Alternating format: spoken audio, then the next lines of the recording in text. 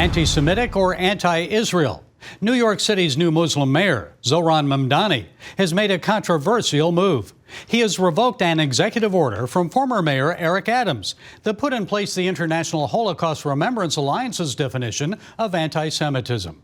Mamdani claims that using the IHRA definition could limit free speech or even block legitimate criticism of Israel.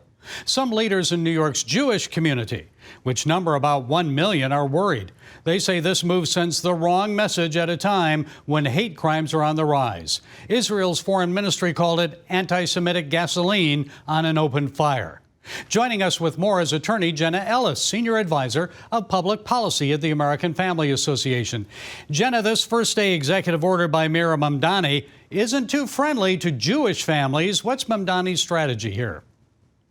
Yeah, well, I'm very skeptical of his motivations, and this does clearly signal that he's not a friend of Israel, which I think we already knew. He's not a friend of America either, being a communist. And overall, though, I think that the executive order that prior Mayor Adams put in place really does give the opportunity to quell free speech. So I think conservatives can breathe a little bit easy that that executive order really didn't have a lot of teeth in terms of what we would prefer. But overall, I think it's going to be very telling what Mamdani does in its place. Well, he's now lifted the restrictions on BDS activities. That may have a greater impact. That means city agencies are no longer clearly blocked from joining in BDS efforts and boycotting Israeli groups, making divestment choices that line up with the movement. So what does this mean for the fight against anti-Semitism? Could it open the door to more efforts to isolate and demonize Israel?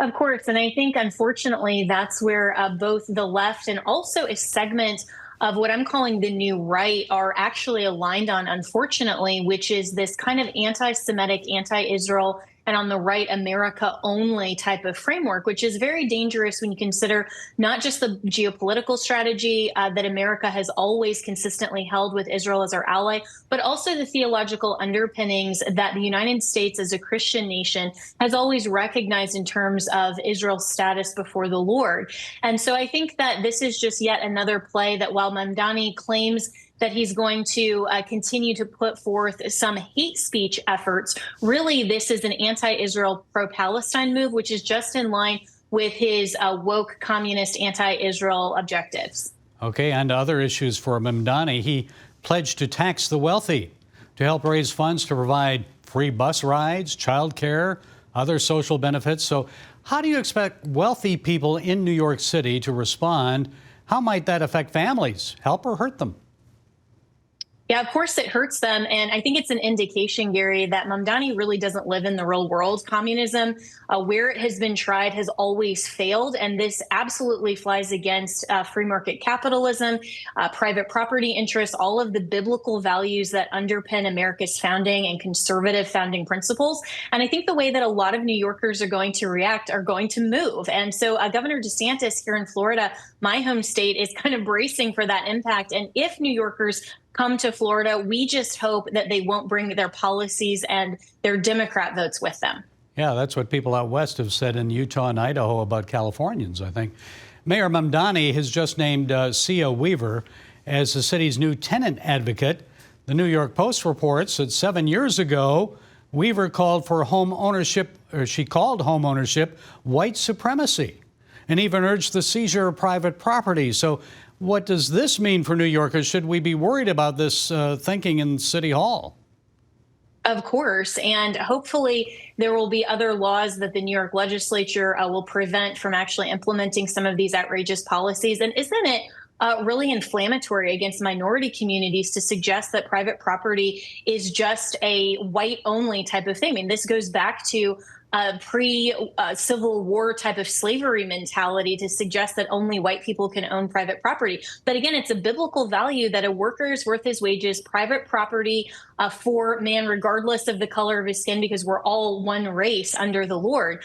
Private property matters. And so hopefully these policies, while Mamdani and his appointees are going to try to enforce them, will be further restricted by New York. But that's why I think the governor's race is going to be very important, as well as the state legislature.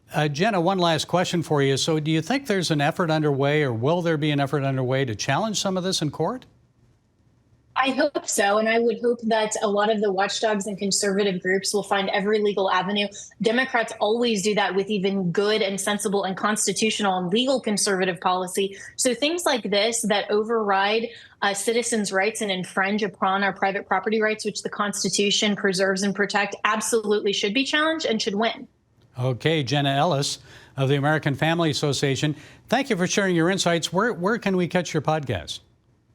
Thanks so much. I'm live from 8 to 9 Eastern on afr.net. You can get our free app, or you can listen to the live station. Just go to afr.net for American Family Radio. Okay, Jenna, thanks so much. Glad to talk to you.